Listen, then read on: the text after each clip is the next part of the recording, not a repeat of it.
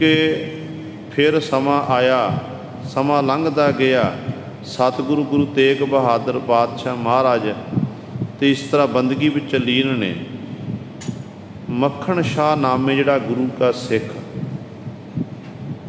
जिहदा बड़ा ये सुदागर सी, डुबदा होया जहाज जिहड़ा बरेती विच फसिया होया, बड़ी कोशिश की है, नहीं निकल रहा, ते अखीर ते आराधना की कि हे गुरु नानक दी गद्दी उत्ते जिहड़ा भी गुरु विराजमान है, मैनू नहीं पता, मैं पहला कदे दीदार नहीं कीते, दर्शन नहीं कीते, हे सतगुरु जी कृपा करो, मेहर करो, मेरा डुबदा होया जहाज बन्ने लाना करो, मैं आप जी दे दर ते 500 सोने दियां मोहरां अर्पण करांगा। अज आपां कह दिंदे आ कि गुरु दे दर ते आके सुखना नहीं सुखनी चाहिदी है। हुण मक्खण शाह लुबाणे सिख ने गुरु सवारे सुखना सुखी सी है कि पातशाह मेरा कारज रास करो, जहाज मेरा डुब रहा है, मैं आप जी दे दर ते इन्नियां सोने दियां मोहरां अर्पण करांगा। अरदास कीती ते गुरु ने मोढा लाया, गुरु साहबान जी ने गुरु सर दा जहाज बाहर कढ़ दिता। हुण जदों ये अपनी भेटा लैके गुरु साहबान दी 500 मोहरां लईआं, अपने नाल सूरमे लए ने, ते कहं दिल्ली दी धरती ते पहुंचिया। दिल्ली की धरती ते आया कि देखिया, कुछ पता किया कि सतगुरु गुरु हरकृष्ण साहब महाराज तो ज्योति जो समा गए ने। तो गुरु जी ने फिर ज्योति जो समान तो पहला ये बचन किए सी कि बाबा बसे जे ग्राम बकाले, बन गुर संगत सगल संभाले। क्योंकि जे आप रिश्ते की गल करिए ना, गुरु तेग बहादुर साहब महाराज धन गुरु हरकृष्ण साहब महाराज दे बाबा सी, दादा सी। गुरु हर राय साहब महाराज बाबा गुरदित्ता जी दे साहबजादे सी, ते बाबा गुरदित्ता जी धन गुरु तेग बहादुर साहब महाराज दे बड़े भराता सी, ते सब तो छोटे सतगुरु गुरु तेग बहादुर साहब महाराज। आपां देखते हैं घर में ताए चाचे होंदे ने बच्चों के, तो अगे उन्होंने बच्चे होंदे ने, तो वो ताए चाचे नूं फिर बाबा ही कहंदे ने, दादा कहंदे ने। तो इस तरह ये रिश्ते मुताबक सतगुरु वाकई गुरु हरकृष्ण साहब महाराज दे बाबा लगते सी। ते जदों हुण मक्खण शाह ने सुनिया कि ये बचन कीते ने, दिल्ली तो चाले पाए ने, पंजाब वाल आए, बकाले की धरती ते पहुँच गए, अपना डेरा लाया। की देखिया, पता किया कि इत्थे तां बहुत सारे गुरु बन के बैठे हुए ने। असल गुरु कौन है? धीरमल नूं पता लग्या कि एक बड़ा शाहूकार चल के आया, जिहदे कोल बहुत सारे नल सूरमे ने, चंगा चोखा धन है। धीरमल ने अपने आदमी भेज दिते। धीरमल कहन लगे धीरमल जी नौवें गुरु बन गए ने, तुसीं उन्हां नूं आके मत्था टेकना करो। कहंदे ने मक्खण शाह हुण सोचदा मैं की करा, गुरु एक है ते गद्दियां इत्थे बहुत सारियां लगियां होईयां ने, हुण की कीता जा सकदा है। फिर मन विच विचार कीती, जिहड़ा गुरु है ना, गुरु घट घट के अंतर की जानत, भले बुरे की पीर पछानत। गुरु की है? गुरु अंतर जामी पुरख विधाते, शरदा मन की पूरे। गुरु तो अंदर दी जानन वाला, अंतर जामी है सतगुरु। जे सतगुरु जिहड़ा पूरा गुरु होवेगा, वो अपनी भेटा आप मंग के लै लवेगा। पूरा गुरु अपनी भेटा आप मंग के लै लवेगा। तो इस तरह विचार करके धीरमल ने गुरु सर विचार की, कल्ले कल्ले गुरु दे कोल जाके पहुँचदा।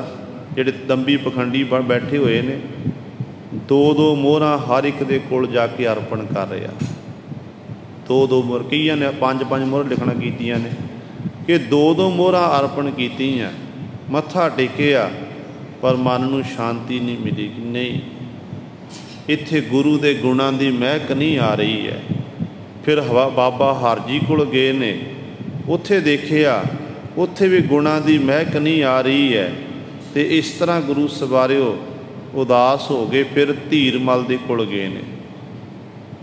धीरमल दावा पूरा करता सी, क्योंकि वो गुरु ग्रंथ साहिब महाराज का पावन स्वरूप सी, जो पंजवें पातशाह महाराज ने भाई साहब भाई गुरदास जी नूं लिखारी ला के लिखाणा कीता सी। हुण धीरमल दे कोल गए, पहलां जाके सतगुरु नूं मत्था टेकिया, गुरु ग्रंथ साहिब महाराज नूं दो मोहरां अर्पण कीतियां ते दो मोहरां धीरमल नूं अर्पण कर दित्तियां। ते मन विच फिर ये विचार कीती कि हुण जे पूरा गुरु है ना, तो अपने आप ही मेरे पासों ये भेटा अपनी मंग लवेगा। हुण पूरा कित्थे सी, सारे अधूरे बैठे हुए, दंभी पखंडी सी। जदों हुण मत्था टेकिया, धीरमल अगों आशीर्वाद दिंदा है, जिवें गुरु साहिबान आशीर्वाद दिंदा सा ना, इस तरह आशीर्वाद दिंदा कि तेरियां सारियां भावनां पूरीआं, तेरे कारज रास। पर मक्खण शाह जान गया कि नहीं, ये दंभी है, सारे पखंडी बैठे हुए ने। तो बाहर निकलिया, मन बड़ा उदास, मन विच ये विचार कर रहा कि मना गुरु हरकृष्ण साहिब महाराज बाला प्रीतम जी ने बचन कीते कि बकाली की धरती ते गुरु बैठा होया है, उत्थे बस रहा है, पर इन्हां बाईयां दे विचों गुरु कोई भी नहीं है। तो गुरु हरकृष्ण साहिब महाराज दे बचन झूठे नहीं हो सकते हैं। इन्हां बाईयां विचों गुरु कोई नहीं, जिहड़ा असली गुरु किते एक थां ते टेक के बैठा होया, अपने आप नूं प्रगट नहीं कर रहा। मन विच विचार करदा, उदास हो गया कि मना हुण की करा। फिर सतगुर दे चरणां च बेनती की कि पातशाह आप ही कृपा करके अपने दर्शन दीदारे मैनूं बख्शना करो, मेरे च समर्था नहीं कि मैं आप जी नूं पहचान सकां। कहते ने इस तरह मक्खण शाह उदास होकर वापस मुड़न की तैयारी है कि नहीं, इत्थे गुरु नहीं है। एक हलवाई की दुकान, उस हलवाई दे कोल जाके मक्खण शाह जी जाके खलो गए। जदों खलोते ने तो मक्खण शाह ने उस हलवाई नूं पुछया, कहण लगे इत्थे कोई होर भी सोढी रहिंदा है? जो उस हलवाई ने शब्द वरते, अल्फाज वरते ने, वो कहता है हाँ, इत्थे एक तेगा नामे कमला रहिंदा है, जिहड़ा ना किसी नाल कोई गलबात करदा, ना बाहर विचरदा, बहुत सारा समा उस भोरे दे विच बैठा रहिंदा है, थोड़ा समा ही ये बाहर निकलदा है। वो एक सोढी रहिंदा, बाकी तो सारे ने अपनी दुकानां बाहर खोलियां होईयां ने। ते मक्खण शाह दे मन विच विचार आई से हो सकता है कि यही गुरु तेग, यही सतगुरु नौवें पातशाह महाराज होणगे, चलो दर्शन दीदारे करिए। जदों बाहर गए ने, सतगुर के स्थान पर पहुँचे, उत्थे गुरु सरे माता गुजरी जी बाहर बैठे हुए ने। माता गुजरी की कितनी कमाई है, जे 26 साल गुरु तेग बहादुर साहब महाराज ने तपस्या की, बंदगी की है, तो माता गुजरी की तपस्या कम नहीं। गुरु सवारियो, माता गुजरी जी बाहर पहरा देंदे ने, समय समय अनुसार जदों लोड़ अनुसार सतगुरु नूं खुराक भी पहुँचाते हैं, भोजन प्रशादा पहुँचाते हैं। तो माता गुजरी जी बाहर, माता नानकी जी विचर रहे ने, जाके बेनती की, मैं सतगुरु के दर्शन दीदारे करना चाहता। आग्या मिल गई, अंदर गए। जदों अंदर पहुँचे ने, जांदियां सार ही मन नूं सकून, मन नूं शांति प्राप्त हुई, क्योंकि जिस मिलिया मन होए आनंद, सो सतगुर कही है, मन की दुविधा बिनस जाए, सो परम पद लही है। जिन्हों मिल के आनंद आवे वो सतगुरु ने। ਹੁਣ ਗੁਰੂ ਤੇਗ ਬਹਾਦਰ ਪਾਤਸ਼ਾਹ ਦੇ ਦਰਬਾਰ ਵਿੱਚ ਪਹੁੰਚੇ ਤੇ ਮਨ ਨੂੰ ਸਕੂਨ, ਮਨ ਨੂੰ ਸ਼ਾਂਤੀ ਆਈ। ਜਿਹੜੇ 22 ਗੁਰੂਆਂ ਕੋਲ ਹੋਰਨਾਂ ਕੋਲ ਗਏ ਸੀ ਨਾ, ਉੱਥੇ ਇਹ ਸ਼ਾਂਤੀ ਨਹੀਂ ਮਿਲੀ ਸੀ। ਮਨ ਨੂੰ ਅਹਿਸਾਸ ਹੋਇਆ, ਵਿਸ਼ਵਾਸ ਹੋਇਆ ਦਿਲ ਨੂੰ ਕਿ ਵਾਕਈ ਮੈਨੂੰ ਲੱਗਦਾ ਇਹ ਅਸਲੀ ਗੁਰੂ ਨੇ, ਜਿਹਨਾਂ ਆਪਣੇ ਆਪ ਨੂੰ ਛੁਪਾ ਕੇ ਰੱਖਿਆ ਹੋਇਆ। ਫਿਰ ਮਨ ਵਿਚਾਰਾਂ ਕਰਦਾ ਕਿ ਚਲੋ ਉਹੀ ਖੇਡ ਵਰਤਦੇ ਜਾਂ 2 ਮੋਹਰਾਂ ਅਰਪਣ ਕਰਦੇ। ਜੇ ਅਸਲੀ ਗੁਰੂ ਹੋਣਗੇ ਤੇ ਆਪਣੇ ਆਪ ਮੰਗ ਲੈਣਗੇ। ਜਦੋਂ ਹੁਣ ਗੁਰੂ ਸਵਾਰਿਓ ਸਤਿਗੁਰ ਦੇ ਚਰਨਾਂ 'ਚ ਨਮਸਕਾਰ ਕੀਤੀ ਹੈ, ਮੱਥਾ ਟੇਕਿਆ, 2 ਮੋਹਰਾਂ ਰੱਖੀਆਂ ਤੇ ਗੁਰੂ ਤੇਗ ਬਹਾਦਰ ਪਾਤਸ਼ਾਹ ਜੀ ਮੁਸਕਰਾਏ ਨੇ। ਥੋੜ੍ਹਾ ਜਿਹਾ ਸਤਿਗੁਰ ਦੇ ਚਿਹਰੇ ਉੱਤੇ ਮੁਸਕਾਨ ਆਈ ਤੇ ਪਾਤਸ਼ਾਹ ਜੀ ਕਹਿਣ ਲੱਗੇ, ਆਵਾਜ਼ ਦਿੱਤੀ, ਮੱਖਣ ਸ਼ਾਹ। ਦੇਖੋ ਅੰਦਰ ਜਾਮਤਾ ਕਿੰਨੀ ਹੈ। ਅੱਜ ਕੱਲ੍ਹ ਆਪਾਂ ਇੱਕ ਦੂਜੇ ਦਾ ਨਾਮ ਜਾਣਨਾ ਹੋਵੇ ਨਾ, ਤੇ ਆਪਾਂ ਇੰਟਰਨੈਟ ਦਾ ਯੁੱਗ ਹੈ ਤੇ ਮੋਬਾਇਲਾਂ ਉੱਤੇ ਆਪਾਂ ਗੁਰੂ ਸਰ ਕੰਪਿਊਟਰ ਉੱਤੇ ਕੱਢ ਸਕਦੇ ਹਾਂ। ਥੋਂ ਟਿਕਾਣਾ, ਕਿੱਥੇ ਰਹਿੰਦਾ, ਕਿੱਥੇ ਦਾ ਵਾਸੀ ਹੈ, ਕਿੰਨੇ ਕੀ ਕੰਮ ਕਰਦਾ, ਸਭ ਕੁਝ ਪਤਾ ਲੱਗ ਜਾਂਦਾ ਹੈ। ਤੇ ਉਦੋਂ ਕੋਈ ਮੋਬਾਇਲ ਫੋਨ ਨਹੀਂ ਸੀ, ਨਾ ਸਤਿਗੁਰੂ ਪਹਿਲਾਂ ਕਦੇ ਮਿਲੇ ਸੀ। ਤੇ ਪਾਤਸ਼ਾਹ ਕਹਿਣ ਲੱਗੇ, ਮੱਖਣ ਸ਼ਾਹ, ਵਾਅਦਾ ਸਾਡੇ ਨਾਲ 500 ਮੋਹਰਾਂ ਦਾ ਕੀਤਾ ਤੇ ਅਰਪਣ ਕਰਿਆ 2 ਮੋਹਰਾਂ।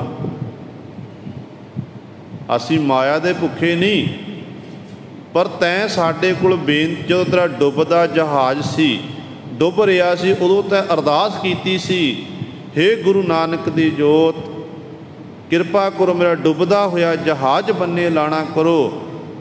ਮੈਂ ਆਪ ਜੀ ਦੇ ਦਰ 'ਤੇ ਸ਼ੁਕਰਾਨੇ ਹਿੱਤ 500 ਮੋਹਰਾਂ ਅਰਪਣ ਕਰਾਂਗਾ। ਤੇ ਸਤਿਗੁਰੂ ਕਹਿਣ ਲੱਗੇ ਕਿ ਹੁਣ ਤੂੰ ਵਾਅਦੇ ਤੋਂ ਮੁੱਕਰਦਾ, ਸਾਨੂੰ 2 ਮੋਹਰਾਂ ਅਰਪਣ ਕਰਦਾ ਹੈ। ਜਦੋਂ ਬਾਬਾ ਮੱਖਣ ਸ਼ਾਹ ਲਵਾਣੇ ਸਿੱਖ ਨੇ ਗੁਰੂ ਸਵਾਰੇ ਇਹ ਸੁਣਨਾ ਕੀਤਾ ਤੇ ਗਦ ਹੋ ਗਿਆ। ਸਤਿਗੁਰਾਂ ਦੇ ਚਰਨਾਂ 'ਚ ਆਪਣਾ ਸੀਸ ਰੱਖਿਆ, ਨੇਤਰਾਂ ਵਿੱਚੋਂ ਹੰਝੂ ਵਗਣ ਲੱਗ ਪਏ। ਮਨ ਉਹਨਾਂ ਹੰਝੂਆਂ ਦੇ ਨਾਲ ਗੁਰੂ ਤੇਗ ਬਹਾਦਰ ਸਾਹਿਬ ਮਹਾਰਾਜ ਦੇ ਚਰਨ ਧੋ ਦਿੱਤੇ। ਚਰਨ ਧੋਤੇ, ਬਰਾਗ ਦੇ ਵਿੱਚ ਹੈ। ਕੁਝ ਸਮਾਂ ਇਹੋ ਜਿਹਾ ਹੋ ਗਿਆ ਕਿ ਬਾਣੀ ਅਸਤ ਵਿਅਸਤ ਹੋ ਗਈ, ਗਲ ਰੁਕ ਗਿਆ। ਸਤਿਗੁਰ ਦੇ ਚਰਨਾਂ 'ਚ ਬੇਨਤੀ ਕਰਨ ਦੀ ਕੋਸ਼ਿਸ਼ ਕਰਦਾ ਹੈ, ਪਰ ਬੋਲਿਆ ਨਹੀਂ ਜਾ ਰਿਹਾ, ਕੰਠ ਬਰਾਗ ਨਾਲ ਭਰ ਗਿਆ। ਫਿਰ ਥੋੜ੍ਹੇ ਸਮੇਂ ਬਾਅਦ ਬੋਲਿਆ, ਕਹਿਣ ਲੱਗੇ, ਸੱਚੇ ਪਾਤਸ਼ਾਹ, ਆਪ ਜੀ ਇੱਥੇ ਭੋਰੇ ਵਿੱਚ ਬੈਠੇ ਹੋ ਤੇ ਬਾਹਰ ਦੇਖੋ ਦੰਭੀਆਂ ਪਖੰਡੀਆਂ ਨੇ ਆਪਣੀਆਂ ਦੁਕਾਨਾਂ ਖੋਲ੍ਹੀਆਂ ਹੋਈਆਂ ਨੇ ਤੇ ਭੋਲੀਆਂ ਭਾਲੀਆਂ ਸੰਗਤਾਂ ਪਾਤਸ਼ਾਹ ਜੀ ਗੁੰਮਰਾਹ ਹੋ ਰਹੀਆਂ ਹਨ। ਸੱਚੇ ਪਾਤਸ਼ਾਹ ਜੀ, ਆਪ ਜੀ ਪ੍ਰਗਟ ਹੋਣਾ ਕਰੋ, ਆਪ ਜੀ ਪ੍ਰਗਟ ਹੋਵੋ ਤੇ ਗੁਰੂ ਨਾਨਕ ਦਾ ਜੋ ਆਪ ਜੀ ਨੂੰ ਜ਼ਿੰਮੇਵਾਰੀ ਮਾਲਕ ਨੇ ਸੌਂਪੀ ਹੈ, ਆਪ ਜੀ ਉਹ ਸਾਰਾ ਕਾਰਜ ਸੱਚੇ ਪਾਤਸ਼ਾਹ ਸੰਗਤਾਂ ਨੂੰ ਜਾ ਕੇ ਦਰਸ਼ਨ ਦੀਦਾਰੇ ਦੇਣਾ ਕਰੋ। ਤੇ ਜਦੋਂ ਗੁਰੂ ਸਵਾਰਿਓ ਧੰਨ ਗੁਰੂ ਤੇਗ ਬਹਾਦਰ ਪਾਤਸ਼ਾਹ ਮਹਾਰਾਜ ਫਿਰ ਪ੍ਰਗਟ ਹੋਏ। ਪ੍ਰਗਟ ਹੋਣ ਤੋਂ ਪਹਿਲਾਂ ਕਹਿੰਦੇ ਨੇ ਮੱਖਣ ਸ਼ਾਹ ਬਣਜਾਰਾ ਸਿੱਖ ਇੱਕ ਕੋਠੇ ਉੱਤੇ ਚੜ੍ਹ ਗਿਆ, ਗਲ ਵਿੱਚ ਢੋਲ ਪਾਇਆ, ਢੋਲ ਉੱਤੇ ਡਗਾ ਲਾਇਆ ਤੇ ਉੱਚੀ ਉੱਚੀ ਆਵਾਜ਼ ਵਿੱਚ ਕਹਿ ਰਿਹਾ ਹੈ। ਸੰਗਤਾਂ ਨੂੰ ਇਕੱਤਰ ਕੀਤਾ, ਢੋਲ ਪਹਿਲਾਂ ਵਜਾਇਆ। ਜਿਸ ਢੋਲ ਵੱਜਦਾ ਸਾਰੀਆਂ ਸੰਗਤਾਂ ਜਿੰਨੇ ਵੀ ਲੋਕ ਸਨ ਇੱਕ ਥਾਂ 'ਤੇ ਇਕੱਤਰ ਹੋ ਗਏ। ਫਿਰ ਉੱਚੀ ਉੱਚੀ ਬੁਲੰਦ ਆਵਾਜ਼ ਵਿੱਚ ਆਖਣ ਲੱਗਿਆ ਕਿ ਸਾਚੋ ਗੁਰ ਲਾਧੋ ਰੇ, ਗੁਰ ਲਾਧੋ ਰੇ, ਸਾਚੋ ਗੁਰ ਲਾਧੋ ਰੇ। ਦੱਸ ਦਿੱਤਾ ਸੰਗਤਾਂ ਨੂੰ ਕਿ ਜਿਨ੍ਹਾਂ ਨੂੰ ਤੁਸੀਂ ਜਾ ਕੇ ਮੱਥਾ ਟੇਕਦੇ ਹੋ, ਇਹਨਾਂ ਨੇ ਆਪਣੀਆਂ ਦੁਕਾਨਾਂ ਚਲਾਈਆਂ, ਇਹ ਸਾਰੇ ਝੂਠੇ ਗੁਰੂ ਨੇ, ਅਸਲੀ ਗੁਰੂ ਨੇ ਧੰਨ ਗੁਰੂ ਤੇਗ ਬਹਾਦਰ ਸਾਹਿਬ ਮਹਾਰਾਜ ਜੀ। ਤੇ ਗੁਰੂ ਸਵਾਰਿਓ ਜਿਸ ਦਿਨ ਸਤਿਗੁਰੂ ਗੁਰੂ ਤੇਗ ਬਹਾਦਰ ਸਾਹਿਬ ਮਹਾਰਾਜ ਪ੍ਰਗਟ ਹੋਏ ਸੀ, ਉਸ ਦਿਨ ਰੱਖੜ ਪੁੰਨਿਆਂ ਦਾ ਦਿਨ ਸੀ। ਅੱਜ ਦਾ ਦਿਨ ਗੁਰੂ ਤੇਗ ਬਹਾਦਰ ਸਾਹਿਬ ਮਹਾਰਾਜ ਪ੍ਰਗਟ ਹੋਏ ਸਨ। ਸੋ ਸਾਰੀਆਂ ਸੰਗਤਾਂ ਨੂੰ ਸਤਿਗੁਰਾਂ ਦੇ ਪ੍ਰਗਟ ਦਿਵਸ ਦੀ ਲੱਖ ਲੱਖ ਵਧਾਈ। ਤੇ ਨਾਲ ਹੀ ਸਮੂਹ ਸੰਗਤਾਂ ਦੇ ਚਰਨਾਂ ਇੱਕ ਬੇਨਤੀ आम तौर पर जिहड़ा अज दा रीति रिवाज आ, साडा तिहार नहीं है, हिंदू मत का तिहार है रखड़ पुन्निया, रखड़ी। क्योंकि सतगुरु जी ने सानू ये आख्या है कि सिख ने कदे धागियां ते तबीतां उत्ते विश्वास नहीं करना, ना गल च तबीत पाना, ना हाथ विच अपने गुट उत्ते धागा बन्नना है। गुरु साहिबान जी ने सानू, क्योंकि भैन ते भरा दा ये प्यार दस्सिया जाता है। असल में जदों सतगुरु जी ने सानू खंडे बाटे की पोल छकाणा की ना, पोल छकाण वेले सतगुरु ने सानू 5 ककारां विच एक ककार बख्शिया कड़ा। एक ककार साडा 5 ककार है कड़ा, तो पातशाह ने आख दिता कि भाई एक कड़ा पहनिया है, ये कड़े का भाव आ जिथे ये साडा ये हाथ अज तो साडा है, उत्थे नाल इस गल का ख्याल रखना है सिखा, चाहे धी किसी मुसलमान दी होवे, चाहे धी किसी हिंदू दी होवे, चाहे सिख दी होवे, चाहे किसी ईसाई दी होवे, जैनी दी होवे, बोधी दी होवे, ते सिखा अज तो बाद सारियां धीआं तेरियां भैणां ने, तै भैणां दे समान जानना है। जदों लोड़ पे किसी धी दी, भैण दी, धी दी पत इज्जत खतरे विच होवे, उदों तै तलवार धू के श्री साहिब धू के ते मदद करनी है। ते असल प्यार तां गुरु सर ये है।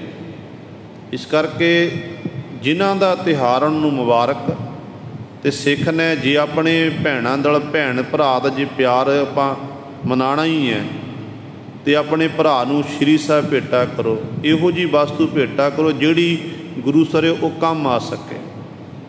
ये चीज़ जिवें गुरबाणी दे जे भरा है, भरा नूं दस्तार दवो कि भराता जी आ दस्तार बन्नना करो, दस्तार नाल तुसीं बड़े सोहणे लगदे हो, तो केस जे केस नहीं रखे तो भरा नूं प्रेरो, भैण प्रेर सकदी अज दा दिन कि वीर जे ते वाकई तेरा मेरे नाल प्रेम है, तो अज तो बाद तू केसा धारी होना कर, सीस उत्ते तेरे जूड़ा होना चाहिए है। तो वीर जे तू वाकई अमृतधार, जे वाकई तू तेरा मेरे नाल प्रेम है, मेरे नाल वादा कर कि अज तो बाद मैं अपनी दाढ़ी नहीं कटावांगा, कदे दाढ़ी उत्ते कैंची नहीं लगन देंगा। फिर तो गुरु सर ये सतगुरु साडा मनाया होया तिहार ये सफला है। वैसे ये हिंदू मत का तिहार अपना नहीं है। सो सतगुरु पातशाह महाराज कृपा करन, सो सारिया संगतां नूं गुरु तेग बहादुर पातशाह महाराज दे प्रगट दिवस दीयां लख लख बधाइयां। आओ जो सतगुरु पातशाह महाराज साडे उत्ते कृपा कर रहे हैं। गुरबाणी राही सतगुरु सानू पावन उपदेश बख्शिश करते हैं। सतगुरु जी बख्शिश कर रहे हैं। मारू महला पंजवा, घर 8वां, अंजलियां।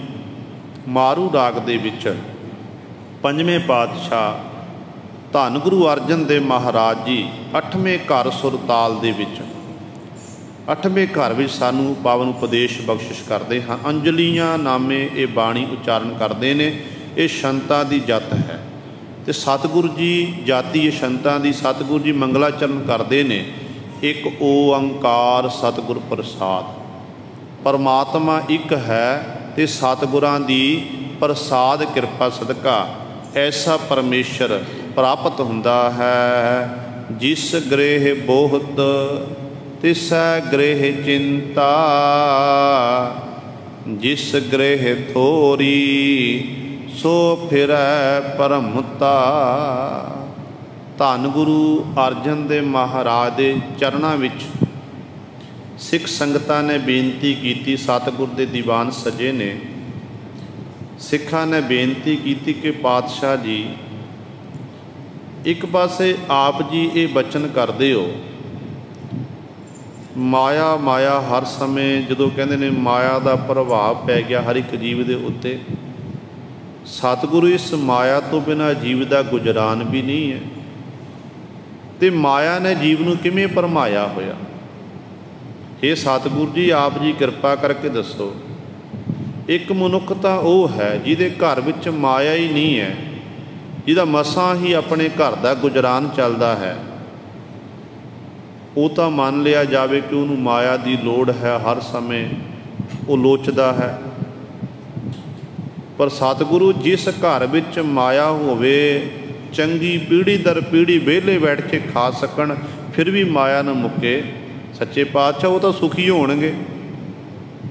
जे गरीब दुखी है तो अमीर तो सुखी होवेगा। तो सतगुरु गुरु तेग बहादुर, सतगुरु गुरु अर्जन देव महाराज फिर बचन करते, कहते नहीं भाई दोनों दुखी ने, माया धारी भी ते माया तो हीना गरीब इंसान भी। सतगुरु वो किवें, किरपा करके समझावो।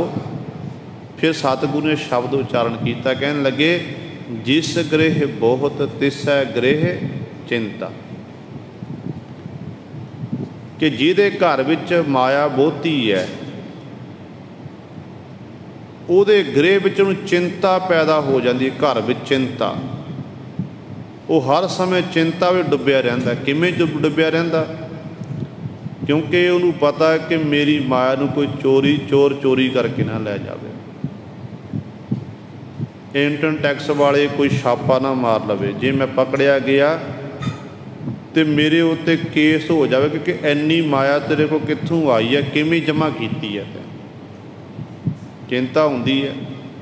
हुण देखो पिछे गुरु साहब नोटबंदी हुई सी, हालांकि वो जिथे बहुत सारे बेचारे लोड़वंद सन, गरीब लोग, उन्होंने बहुत ज़्यादा नुकसान हो, बड़े लोगों का भी नुकसान होया है। पर बहुत तादाद में जिन्होंने को माया 2 नंबर की कतर की हुई सी ना, उन्होंने सामभनी औखी हो गई। उस समय एक दूजे के अकाउंट में वो माया पाते कि साड़ी इन्नी माया पा लवो तो बाद तो आप ले लवांगे, अपनी माया सेव की है। सो कहण दा पवे चिंता, जिहदे घर विच माया है वो भी चिंता विच है। जिस गृह थोड़ी सो फिरै भ्रमता, जिहदे घर थोड़ी है पर मसां ही गुजरान हुंदा है, तो सतगुरु कहंदे वो भरमदा फिरदा है। वो हाय माया करदा फिरदा है। वो एक इधर नूं दौड़ उधर नूं दौड़दा तो ये सोचदा कि मैनूं माया कितों प्राप्त हो जाए, पर मिलदी गुरु सवारे कर्मां दे अनुसार है। जिन्नी जिते भागां विच लिख दिती उन्नी मिलनी है, कोई एक दूजे ते खो नहीं सकता है। क्योंकि गुरबाणी का फरमान है ना कि संपै को ईश्वर ध्याईऐ, संपै पुरब लिखे की पाई है। माया नूं प्राप्त करने लई परमात्मा की आराधना कर दी, पर कहते मिलती कहते पुरब लिखे कि जे पूर्वले चंगे कर्म ने, जे कर्मां विच लिखी हुई है ना, उहदे मुताबक ही ये सानू गुरु साहब माया मिल सकती है।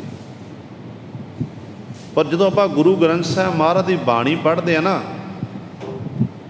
तो गुरु ग्रंथ साहब महाराज जी कहते ने तुद सब कुछ मैनू सौंपिया जा तेरा बंदा, लक्ष्मी तोट ना आवे खाए खर्च रहंदा। एक पासे सतगुरु कह रहे ने कि संपै पुरब लिखे की पाई है, दूजे पासे पातशाह कहते ने लक्ष्मी तोट ना आवे खाए खर्च रहंदा। भाव की है? सतगुरु कहते ने, सतगुरु का कहने का भाव यह है कि सिखा जे तेरी माया करके ते परमेश्वर की आराधना की ते सच जानी फिर तो तेनों कर्मां अनुसार ही मालक के दर तो माया प्राप्त होवेगी। जे प्रेम दे विच भिज के ते प्रभु की आराधना की ते प्रभु परमात्मा ने फिर तेरियां लोड़ां आप पूरियां करनियां ने। समय समय अनुसार जदों भी तैनूं माया की लोड़ पैनी है तो परमात्मा ने आप हाजिर कर देनी है। इस करके जिस गृह थोड़ी सो फिरै भ्रमता, जिहदे घर थोड़ी है कहते वो भरमदा फिरदा है। फिर सतगुरु सुखी कौन है? आप जी कृपा करके दसो। तो सतगुरु अगली पंक्ति च बख्शिश करते हैं, दोहू व्यवस्था तेजो मुक्ता, सोई सोहेला भाली है। दोहू व्यवस्था भाव माया आ गई कोई फर्क नहीं पैंदा, माया चली गई कोई फर्क नहीं पैंदा। एक साम बिरती,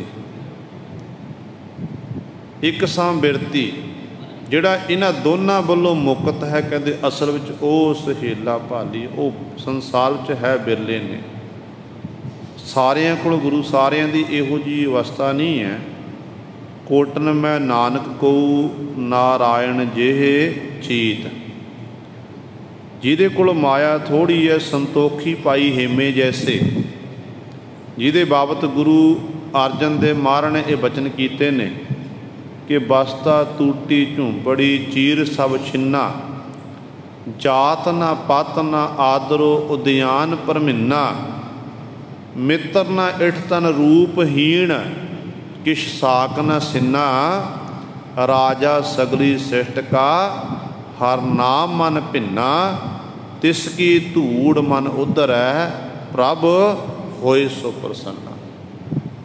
ਜਦੋਂ ਭਾਈ ਹੇਮੇ ਦੇ ਗ੍ਰਹਿ ਵਿਖੇ ਸਤਿਗੁਰੂ ਪਹੁੰਚੇ ਸਨ ਗੁਰੂ ਅਰਜਨ ਦੇਵ ਮਹਾਰਾਜ, ਕਿ ਜਦੋਂ ਸਤਿਗੁਰੂ ਜੀ ਇੱਕ ਨਗਰ ਵਿੱਚ ਪਹੁੰਚੇ, ਪਠਾਣਾ ਦਾ ਨਗਰ ਸੀ, ਬੜੀ ਤੇਜ਼ੀ ਦੀ ਵਰਖਾ ਹੋਣ ਲੱਗ ਪਈ। ਸਤਿਗੁਰੂ ਇੱਕ ਦਰੱਖਤ ਦੇ ਥੱਲੇ ਖਲੋਤੇ ਨੇ ਅਤੇ ਗੁਰੂ ਸਾਹਿਬਾਨ ਨੂੰ ਸਿੱਖ ਕਹਿਣ ਲੱਗੇ, ਪਾਤਸ਼ਾਹ ਅਸੀਂ ਇੱਥੇ ਵੱਡੇ ਵੱਡੇ ਲੋਕਾਂ ਦੇ ਮਕਾਨ ਬਣੇ ਹੋਏ ਨੇ, ਚਲੋ ਕਿਸੇ ਦਾ ਬੂਹਾ ਦਰਵਾਜ਼ਾ ਜਾ ਕੇ ਖੜਕਾਉਂਦੇ ਹੀ ਹਾਂ, ਅਤੇ ਜਦੋਂ ਤੱਕ ਵਰਖਾ ਨਹੀਂ ਹਟਦੀ ਆਪ ਜੀ ਉਹਨਾਂ ਦੇ ਗ੍ਰਹਿ ਵਿਖੇ ਵਿਸ਼ਰਾਮ ਕਰ ਲੈਣਾ, ਠਹਿਰਾ ਕਰੋ। ਸਤਿਗੁਰੂ ਰੋਕਦੇ ਨਹੀਂ ਕਿ ਇੱਥੇ ਕਿਸੇ ਨੇ ਦਰਵਾਜ਼ਾ ਨਹੀਂ ਖੋਲ੍ਹਣਾ ਹੈ। ਅਤੇ ਕਹਿੰਦੇ ਨੇ ਉਸ ਸਮੇਂ ਸਿੱਖ ਗਏ ਨੇ, ਜੋ ਸਿੱਖਾਂ ਨੇ ਦਰਵਾਜ਼ਾ ਖੜਕਾਇਆ, ਮੁਸਲਮਾਨਾਂ ਦੇ ਘਰ ਪਠਾਣਾਂ ਦੇ ਘਰ ਸੀ, ਅਤੇ ਕਿਸੇ ਨੇ ਵੀ ਗੁਰੂ ਸਾਹਿਬ ਦਰਵਾਜ਼ਾ ਖੋਲ੍ਹਿਆ ਅਤੇ ਸਿੱਖਾਂ ਨੇ ਬੇਨਤੀ ਕੀਤੀ ਕਿ ਸਤਿਗੁਰੂ ਗੁਰੂ ਅਰਜਨ ਦੇਵ ਮਹਾਰਾਜ ਆਏ ਨੇ ਤੁਹਾਡੇ ਨਗਰ ਦੇ ਵਿੱਚ, ਅਤੇ ਕੁਝ ਸਮਾਂ ਪਾਤਸ਼ਾਹ ਨੇ ਵਿਸ਼ਰਾਮ ਕਰਨ, ਜਦੋਂ ਵਰਖਾ ਹਟ ਜਾਵੇਗੀ ਫਿਰ ਪਾਤਸ਼ਾਹ ਨੇ ਅੱਗੇ ਚਾਲੇ ਪਾ ਲੈਣੇ ਨੇ। ਪਰ ਗੁਰੂ ਸਾਹਿਬ ਸਾਰਿਆਂ ਨੇ ਦਰਵਾਜ਼ੇ ਬੰਦ ਕਰ ਦਿੱਤੇ, ਕਹਿਣ ਲੱਗੇ ਸਾਡੇ ਘਰ ਵਿੱਚ ਥਾਂ ਹੈ ਨਹੀਂ। ਇਕੱਲੇ ਇਕੱਲੇ ਘਰ ਵਿੱਚ ਗਏ ਅਤੇ ਸਾਰਿਆਂ ਨੇ ਦਰਵਾਜ਼ੇ ਬੰਦ ਕੀਤੇ। ਅਖੀਰ 'ਤੇ ਜਦੋਂ ਸਿੱਖ ਨਿਰਾਸ਼ ਹੋ ਕੇ ਵਾਪਸ ਆਏ ਨਾ, ਅਤੇ ਸਤਿਗੁਰੂ ਕਹਿੰਦੇ ਚਲੋ ਭਾਈ ਹੁਣ ਤੁਹਾਨੂੰ ਦੱਸਦੇ ਹਾਂ ਜਿੱਥੇ ਸਾਨੂੰ ਥਾਂ ਮਿਲਣੀ ਹੈ ਬੈਠਣ ਵਾਸਤੇ। ਜਿਹਦੇ ਘਰ ਵਿੱਚ ਹੈ ਤਾਂ ਗਰੀਬੀ ਹੈ ਪਰ ਦਿਲ ਬੜਾ ਅਮੀਰ ਹੈ, ਕਹਿੰਦੇ ਚਲੋ ਤੁਹਾਨੂੰ ਕਿਸੇ ਰੱਬ ਦੇ ਪਿਆਰੇ ਭਗਤ ਨੂੰ ਮਿਲਾਣਾ ਕਰੀਏ। ਫਿਰ ਗੁਰੂ ਸਾਰੇ ਭਾਈ ਹੇਮੇ ਦੀ ਛੱਪਰੀ ਵਿੱਚ ਸਤਿਗੁਰੂ ਗਏ ਸੀ। ਭਾਈ ਹੇਮਾ ਜਿਹਦੀ ਛੱਪਰੀ ਟੁੱਟੀ ਹੋਈ ਹੈ, ਵਰਖਾ ਪੈ ਰਹੀ ਹੈ ਅਤੇ ਪਾਣੀ ਚੋ ਕੇ ਅੰਦਰ ਡਿੱਗ ਰਿਹਾ, ਅਤੇ ਭਾਈ ਹੇਮੇ ਨੇ ਪਾਟੀ ਹੋਈ ਕੰਬਲੀ ਦੀ ਬੁੱਕਲ ਮਾਰੀ ਹੈ ਅਤੇ ਅੰਦਰ ਬੈਠ ਕੇ ਗੁਰੂ ਗੁਰੂ ਜਪ ਰਿਹਾ, ਵਾਹਿਗੁਰੂ ਵਾਹਿਗੁਰੂ ਆਖ ਰਿਹਾ, ਅਤੇ ਬੇਨਤੀਆਂ ਕਰਦਾ ਕਿ ਸੱਚੇ ਪਾਤਸ਼ਾਹ ਕਿਰਪਾ ਕਰੋ, ਮੈਨੂੰ ਦਰਸ਼ਨ ਦੀਦਾਰੇ ਦੇਣਾ ਕਰੋ। ਹੁਣ ਸਤਿਗੁਰੂ ਜੀ ਨੇ ਉਹ ਛੱਪਰੀ ਦੇ ਕੋਲ ਜਾ ਕੇ ਖਲੋਤੇ ਅਤੇ ਜਾ ਕੇ ਆਵਾਜ਼ ਦਿੱਤੀ, ਦਰਵਾਜ਼ਾ ਖੜਕਾਇਆ। ਜਦੋਂ ਭਾਈ ਹੇਮੇ ਨੇ ਦਰਵਾਜ਼ਾ ਖੋਲ੍ਹਿਆ, ਕੀ ਦੇਖਿਆ ਕਿ ਧੰਨ ਗੁਰੂ ਅਰਜਨ ਦੇਵ ਮਹਾਰਾਜ ਅਤੇ ਨਾਲ 5 ਸਿੱਖ ਹੋਰ ਨੇ। 5 ਸਿੱਖ ਹੋਰ ਨੇ ਸਤਿਗੁਰਾਂ ਦੇ ਦਰਸ਼ਨ ਦੀਦਾਰੇ ਕਰਕੇ ਗਦ ਗਦ ਹੋ ਗਏ ਆ। ਬੇਨਤੀ ਕੀਤੀ, ਸਤਿਗੁਰੂ ਨੂੰ ਅੰਦਰ ਲੈ ਕੇ ਗਿਆ, ਪਰ ਗੁਰੂ ਸਵਾਰਿਓ ਹੁਣ ਘਰ ਦੇ ਵਿੱਚ ਅੱਤ ਦੀ ਗਰੀਬੀ ਹੈ, ਅਤੇ ਸਤਿਗੁਰੂ ਲਈ ਚੰਗੀ ਵਿਛਾਈ ਵੀ ਥੱਲੇ ਵਿਛਾਉਣ ਵਾਸਤੇ ਨਹੀਂ ਸੀ। ਅਤੇ ਭਾਈ ਹੇਮੇ ਨੇ ਜਿਹੜੇ ਕੰਬਲੀ ਦੀ ਬੁੱਕਲ ਮਾਰੀ ਸੀ, ਪਾਟੀ ਹੋਏ ਕੰਬਲੀ ਦੀ ਬੁੱਕਲ, ਉਸ ਕੰਬਲੀ ਨੂੰ ਥੱਲੇ ਵਿਛਾਇਆ ਅਤੇ ਸਤਿਗੁਰੂ ਦੇ ਚਰਨਾਂ 'ਚ ਬੇਨਤੀ ਕੀਤੀ ਕਿ ਪਾਤਸ਼ਾਹ ਕਿਰਪਾ ਕਰੇ ਆਪ ਜੀ ਇੱਥੇ ਬਿਰਾਜਮਾਨ ਹੋਵੋ। ਫਿਰ ਸਤਿਗੁਰੂ ਕਹਿਣ ਲੱਗੇ ਸਾਨੂੰ ਭੁੱਖ ਲੱਗੀ ਹੈ। ਕਹਿੰਦੇ ਨੇ ਥੋੜ੍ਹਾ ਜਿਹਾ ਘਰ ਵਿੱਚ ਆਟਾ ਸੀ, ਉਹਨੂੰ ਗੁੰਨਿਆ, ਰੁੱਖਾ ਸੁੱਖਾ ਜੋ ਗੁਰੂ ਸਾਹਿਬ ਤਿਆਰ ਹੋਇਆ, ਉਸ ਸਮੇਂ ਥੋੜ੍ਹਾ ਥੋੜ੍ਹਾ ਸਤਿਗੁਰੂ ਦੇ ਸਹਿਤ ਸਾਰੇ ਸਿੱਖਾਂ ਨੇ ਛਕਣਾ ਕੀਤਾ। ਜੇ ਫਿਰ ਭਾਈ ਹੇਮਾ ਸਤਿਗੁਰਾਂ ਦੀ ਹਜ਼ੂਰੀ ਵਿੱਚ ਬੈਠਾ ਹੋਇਆ ਬੜੇ ਵਿਰਾਗ ਦੇ ਵਿੱਚ ਸਤਿਗੁਰੂ ਦਾ ਸ਼ੁਕਰ ਕਰਦਾ ਕਿ ਪਾਤਸ਼ਾਹ ਆਪ ਜੀ ਦਾ ਧੰਨਵਾਦ, ਆਪ ਜੀ ਨੇ ਮੈਨੂੰ ਦਰਸ਼ਨ ਦੀਦਾਰੇ ਦਿੱਤੇ ਨੇ। ਅਤੇ ਗੁਰੂ ਸਵਾਰਿਓ ਫਿਰ ਭਾਈ ਹੇਮੇ ਦਾ ਇਤਿਹਾਸਕਾਰ ਲਿਖਦੇ ਇੱਥੇ ਅੰਤਮ ਸਮਾਂ ਸੀ। ਭਾਈ ਹੇਮੇ ਨੇ ਜਪਜੀ ਸਾਹਿਬ ਦਾ ਪਾਠ ਕੀਤਾ ਅਤੇ ਗੁਰੂ ਸਾਹਿਬਾਨ ਦੇ ਸਨਮੁਖ ਅਤੇ ਆਪਣੇ ਪੰਜ ਭੂਤਕ ਸਰੀਰ ਨੂੰ ਤਿਆਗ ਦਿੱਤਾ ਸੀ। ਅਤੇ ਸਤਿਗੁਰੂ ਜੀ ਨੇ ਆਪਣੇ ਹੱਥੀਂ भाई हेमे दे पंच भूतक शरीर का संस्कार किया। फिर सतगुरु ने यह शब्द जो आप जी ने पिछे श्रवण किया है कि बसता टूटी झूंपड़ी चीर सब छिन्ना, जात ना पत ना आदर उद्यान परमिन्ना, मित्र ना इठ तन रूपहीन किश साक न सिन्ना, राजा सगली सृष्ट का हर नाम मन भिन्ना, तिसकी धूड़ मन उधरै प्रभ होए सो प्रसन्ना। ये शब्द उच्चारण किया। ये सतगुरु ने दसिया कि सिखो इहो जिहा जिहड़ा जीवन इहो जिहा हुंदा ना वो असल विच मुक्त है। इहो जिहा नूं माया प्राप्त हो जावे वो मायाधारी अत अन्ना वोला नहीं बनता। जे माया ना प्राप्त होवे फिर भी इस तरह जीवन का निर्वाह शुकराने विच ही वो बतीत करते हैं। कहते इहो जिहिਆਂ ਦੇ उत्ते माया का बिल्कुल माया का गुरु ਸਾਹਿਬ जी ਦੇ वजन नहीं पैंदा है। वो माया विच रहंदे होए माया तो निर्लेप रहंदे हन। माया इहनूं पोह नहीं सकती। इस करके पातशाह कहते दोहू व्यवस्था तेजो मुक्ता सोई सहेला भाली है। जो दोहो व्यवस्था दोनों पासों माया आ गई कोई फर्क नहीं, माया चली गई कोई फर्क नहीं। तो जिहड़ा दोनों पासे इस तरह मुक्त है वो पराम रहन वाला है। कहते सोई सहेला भाली है। कहते वो सहेला सोभनीक है, वो सुखी है। कहते इहो जिहे पर मिलते बहुत घट ने संसार दे विच। गृह राज मह नरक उदास करोदा, बोह विद वेद पाठ सब सोधा। सतगुरु जी बचन करते कि मायाधारी जिहड़ा मनुख है ना जिहदे अंदर मन विच मान है। हुण इहदा मतलब ये नहीं कि सारे मायाधारी हो जोगे, विच बहुत सारे दाने सियाणे सिख भी सी। जो आप गुरु काल के समय तो आप गल करिए भाई मूला जी किड्डे वड्डे शाहूकार सी। दो बनजारे सिखां की गल आउंदी जिहदी आप जी ने गाथा श्रवण की। एक मक्खण शाह ते दूजा गुरु सरिओ लखी शाह बनजारा सिख। किड्डा वड्डा जिगरा सी। लखी शाह बनजारे सिख ने अपने घर नूं अग ला दित्ती ते गुरु तेग बहादुर पातशाह दे धड़ दा संस्कार कर दिता। जो लोग गागरां भर के ना भाई लखी शाह दे घर अग बुझाण लगे घर दी, ते लखी शाह बनजारे ने रोक दिता, कहण नहीं कोई ना पानी सुट्टना करो, मेरा घर सड़दा सड़न दिओ, पर मेरे गुरु तेग बहादुर पातशाह के धड़ का संस्कार हो जाए। बस मैनू यही चाहिए है। किते ये ना होवे कि सतगुरु गुरु तेग बहादुर पातशाह का धड़ पिया होया है अद्धा सड़ जाए अद्धा बाकी बच, ये ना किते होवे। रोक दिता। इहो जे सिख भी सन मायाधारी जिहड़े एक वचन करन ते ही गुरु साहबान दे लई अपनी जानां कुर्बान करन लई तैयार हो जांदे सी। बड़े बड़े कारज गुरु घर दे ये मायाधारी सिख गुरु सवारे उस समय करते होंदे सी, हाज़र सी हर समय। ते उन्हां लई सतगुरु इत्थे कह रहे ने जिहड़े गुरु साहब बिल्कुल माया दे विच ही गलतान ने, जिन्हां नूं माया प्राप्त करके कदे परमात्मा का शुक्र नहीं किया, ना शुक्रे बने रहे, उन्हां दे बाबत पातशाह इत्थे कह रहे ने। ते सतगुरु कहंदे ने गृह राज में नरक क्रोध उदासा। उदास क्रोधा सोहना मकान बन गया, आलीशाल कोठी बंगला तैयार हो गया, तो घर नूं देख के मनुख नूं माण हो गया। पर जदों गुरु नानक पातशाह महाराज नूं पुछीए, गुरु नानक पातशाह कहंदे सिखा तेरा तेरा घर बड़ा सोहना होवे, मोती इत्यादक जड़त कीते होण, सोना लग्या होवे, कहंदे सच जानी तै अपने घर विच बैठ के उस मालक की आराधना करनी है, कदे तै हंकार विच नहीं आउणा है। सतगुर दा शब्द है मोती ता मंदिर उसरै, रतनी ता होए जड़ाऊ, कस्तूर कुंगू अगर चंदन, लीप आवे चाओ, मत देख भूला बीसरै, तेरा चित्त न आवे ना माता किते मालक मैं इन्हों देख के तेरे नाम नूं भुल जावां, तेरा नाम मेरे चेते विच ना, फिर मैनू ये महल माड़ियाँ मंडप कुछ नहीं चाहिए, कोठे मंडप माड़ियाँ कहते ये किसी काम आने वालियां नहीं हैं, मैनू तो केवल तेरा नाम चाहिए है। तो सतगुरु कहते ने इस तरह सोहना गृह बन गया, उन्होंने देख के माण करन लग पिया। फिर कहते राजा बन गया, राजा राजे का अर्थ रजिया होया, कहते राजा बन गया, राज भाग सांभण लग पिया, तो राज भाग का हंकार हो गया कि मैं बड़ा राजा। पर जिस मालक ने राजा बनाया है तो उस मालक नूं भुल गया, उस वाहिगुरू नूं भुल गया।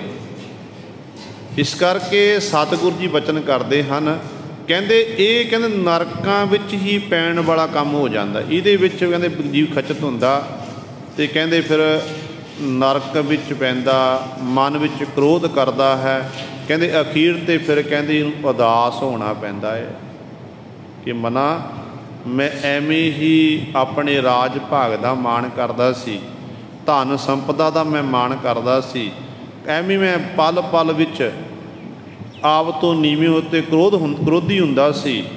इस करके हुण मैं अखीर ते जदों सब कुछ खुस जाता खत्म हो जाता है, उदों गुरु सारे फिर उदास हुंदा, उदों फिर रब चेते आउंदा कि परमात्मा मेरे तो ये बहुत वड्डी गलती हुई है, जदों राज भाग बख्शिया सी उदों मैं तेरा धन्नवाद नहीं कर सकिया, उदों मैं तैनूं भुल गया सी, हुण राज भाग चलिया गया तो उदों मैं हुण पश्चाताप करदा, फिर पश्चाताप करन दा कोई फायदा नहीं हुंदा है।